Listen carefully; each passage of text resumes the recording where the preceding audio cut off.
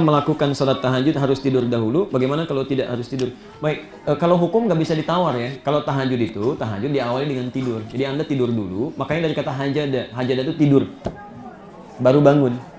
Ya, jadi Anda silakan rencanakan. Jam berapapun Anda bangun, tidak harus jam 2. Anda jam 1 bangun, boleh tahajud. Boleh, silakan, kan? Di Anda tidur dulu, bangun misalnya jam 1, tahajud, silakan. Bangun jam 2, tahajud. Tapi kalau Anda nggak sempat tahajud misalnya, bukan nggak sempat, perasaannya berat untuk bangun malam karena lelah, Anda bisa lakukan namanya qiyamul lail. Jadi setelah sholat isya, sholat sunnah, Anda sholat dulu misalnya 4 rakaat atau 2 rakaat paling minimal. Dalilnya di hadis riwayat Muslim, hadis 749. Sholatul laili matna matna. Sholat malam itu paling minimal 2 rakaat, 2 rakaat. Nanti silakan Anda tunaikan, tutup witir paling minimal 1 rakaat. Setelah itu Anda tidur. Ya, tidur. Tiba-tiba misalnya malam bangun. Kalau Anda malam bangun, boleh Anda sholat lagi tahajud. Nggak ada masalah. Jelas ya? Jadi kalau ingin tahajud, Anda harus tidur dulu. Dan pahalanya banyak. Makanya pahalanya banyak, aturannya ketat. Rahasianya ada di Quran surah ke-17, ayat 79 sampai 81. Posisi paling kiri dari tengah sampai dengan ke bawah. Teman-teman, saya pesan ya, terutama pada yang ikhwan yang laki-laki. Kalau antum masih beraktivitas, kerja, produktif, macam-macam, saya sarankan jangan tinggalkan tahajud. Bangun pokoknya. Allah jamin 4 hal. Termasuk anak-anak biasakan ya. Saya dari kecil sudah saya biasakan. Itu satu, ada 4 hal yang Allah akan berikan pada orang yang rajin tahajud. Yang tidak diberikan pada yang tidak tahajud, sekalipun sholat fardunya khusyuk, Anda nggak akan dapat. Satu, asa ayyab'atsaka rabbuka maqaman mahmuda. Orang ini akan diangkat oleh Allah karirnya, ditempatkan di karir terbaik. Apapun itu. Jadi ada maqam mahmuda. Kalau cuma maqam saja, mungkin Anda diangkat tapi orang lain nggak suka. Kok kenapa mesti dia gitu? Tapi kalau maqam mahmuda, orang lain akan paham. Oh, rupanya harus dia.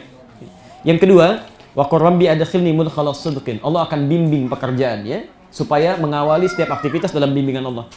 Beda antara yang dibimbing dengan yang enggak. Ya. Anda dibimbing, Masya Allah, ada jalan, tiba-tiba macet, dikasih solusi.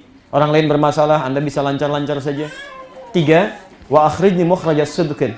Diberikan solusi terbaik saat punya masalah. Dibimbing oleh Allah.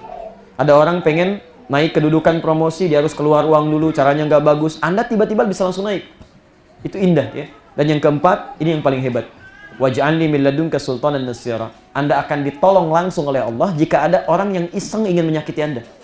Ya. Kadang bisnis itu kan tidak mudah. Ada yang ingin menyudutkan, menyingkirkan, menyungkurkan, persaingannya kotor gitu kan. Anda rajin tahajud, Masya Allah.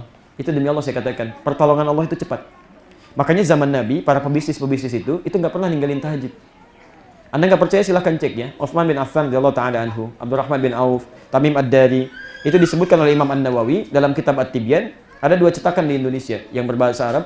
Ada yang warna merah marun, terbitan dari Kutub Islamiyah, halaman 38, posisi paling kanan sebelah atas, paragraf pertama baris 1 sampai 2. Ada yang terbitan Darun Nafais warna kuning. Itu halaman 47, posisi paling kiri sebelah bawah, paragraf ketiga baris 1 sampai 7. Kata Imam An-Nawawi, Utsman itu, Abdurrahman bin Auf, Tamim ad-Dari, sahabat Nabi, dijamin masuk surga, hebatnya luar biasa, aktivitasnya padat, bisnisnya banyak, sampai kaya. Aset Utsman itu sampai sekarang masih ada. Masih ada. Ya, saya terakhir dari Madinah itu, sekarang akan jadi perhotelan. Dan itu dari dulu, setiap ada keuntungan disimpan di bank Saudi, yang hasilnya disedekahkan atas nama sahabat Utsman bin Affan radhiyallahu ta'ala anhu. Rahasianya apa? Setiap malam kata Imam An-Nawawi tidak pernah meninggalkan tahajud. Itu bahkan bisa tahajud sampai hatam Quran. Sampai hatam Quran. Itu luar biasa gitu ya. Nah, jadi kalau teman-teman bisa lakukan, rumusnya apa? Rumusnya sebelum dikerjakan, Anda keluarkan dulu. Ini disebut dengan wa'dun. Keluarkan keutamaannya, tulis. Tulis dulu. Kalau kamu nggak tahajud, kamu nggak akan dapetin ini. Ingin bisnisnya sukses? Tahajud. Ingin dekat dengan Allah? Tahajud. Anda tuliskan di samping kanan tembok Anda tidur itu. Begitu miring ke kanan, walaupun nggak ingat tahajud, kemudian Anda melihat, tiba-tiba Anda bisa rencanakan itu. Tempelkan, keluarkan.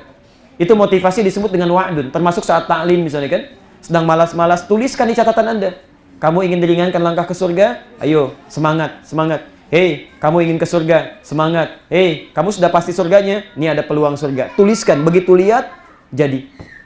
Jadi tulis dulu, siapkan, pasang alarm 3 kali. Ya. Alarm pertama, mematikan alarm kedua. Alarm kedua, matikan alarm ketiga. Alarm ketiga, siap-siap.